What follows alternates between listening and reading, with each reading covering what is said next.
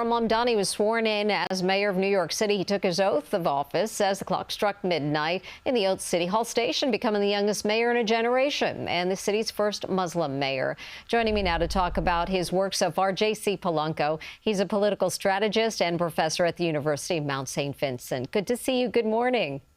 Good morning. So happy to be with you today. So his inaugural months have obviously come with some challenges. Two big winter storms, the attack outside Gracie Mansion, just to name a few. What has he faced so far, and how has he handled that pressure, do you think?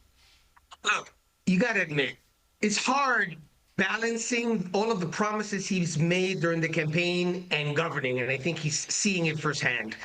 There were some hiccups at the beginning with the snow removal. We saw deaths in our street because of some idea of not taking people off the streets in this cold weather. And then there's the reality that about half of the city voted against him.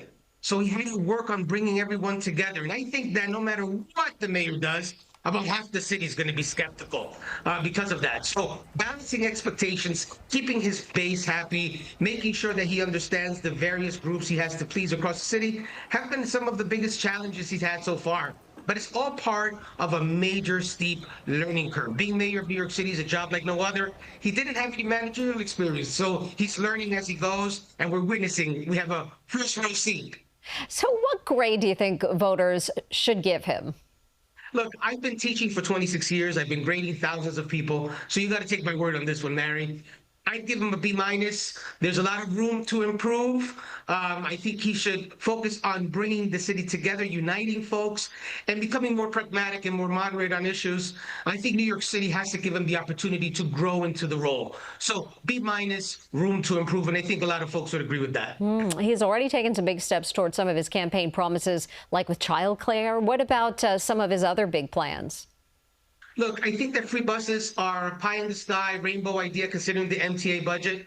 They're the idea of universal rent freezes are forget about it. But we do have to give him some credit. He got the governor to give another $1 billion and give him a shot with this idea of a pilot universal daycare for 2,000 families. He has a majority of the appointments on the Red Guidelines Board that will help him get closer to that place where there won't be any rent increases, although I think that's going to be a lot more difficult than some folks think.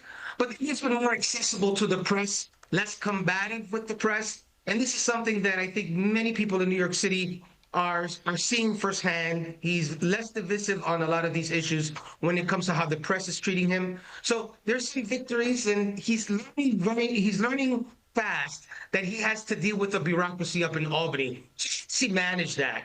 Plus, we're still waiting for the summer months to see how some of his ideas on law enforcement and working with this police commissioner are going to pan out. So B-, room to improve. Let's talk about the current budget battle he's dealing with right now and his proposal to tax the rich. What will this challenge be like? It will be disastrous. Look, this challenge he has about raising taxes on the wealthy, New Yorkers have to remember that 1% to 2% of New York City pays the overwhelming majority of collected income taxes. These are the folks that can go to Florida and Texas and take their companies with them. We need those funds in order to pay for the social services. He's getting resistance from the governor. It's an election year. She represents the whole state as her constituency.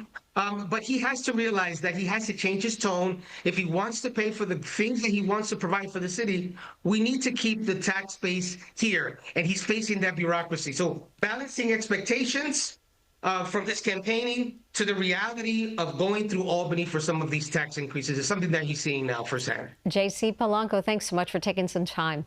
Appreciate it. Thank you for the opportunity. Have a great day. You too. Political reporter Marsh Kramer sat down with Mayor Mamdani to discuss his time in office as he marks 100 days. You can watch our interview tonight right here on CBS News New York at 5.